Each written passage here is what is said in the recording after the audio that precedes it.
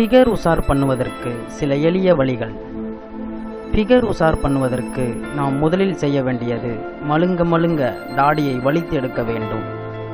ஏனென்றால் பெண்களுக்கு தாடி இல்லாத ஆண்களே இளைஞர்களாக தெரிவார்கள்.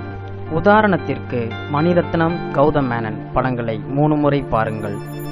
பொதுவாக ஃபிகர் உசார் பண்ணுவதற்கு பீச், சினிமா, தியேட்டர் போன்ற இடங்களுக்குத்தான் செல்வீர்கள். இது முற்றிலும் தவறான பழக்கம். இது ஃபிகர் உசார் பண்ணதுக்கு அப்புறம் செய்ய வேண்டிய வேலை. அதை பற்றி அடுத்த ஆடியோவில் பார்ப்போம். ஃபிகரை எளிதாக உசார் பண்ணுவதற்கு ஏற்ற இடம் கல்யாண வீடு மட்டுமே. தெரிந்த கல்யாணமோ தெரியாத கல்யாணமோ அதிகளவில் செல்லுங்கள். முயற்சி திருவினையாக்கும் என்பது சான்றோர்கள் வாக்கு. கல்யாணத்தில் எப்பொழுதும் தனியாக சுற்றி கொண்டிருக்கும் பெண்களை பார்க்காதீர்கள். அவர்களை உசார் பண்ணுவது மிகவும் கடினம்.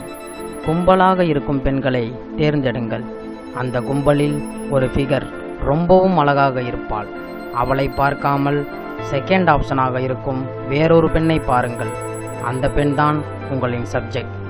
நிமிஷத்துக்கு 10 முறை என்று பார்க்க ஆரம்பியுங்கள். அவளின் பார்வை உங்களின் பக்கம் திரும்ப ஆரம்பிக்கும். இதுதான் உங்களின் முதல் வெற்றி.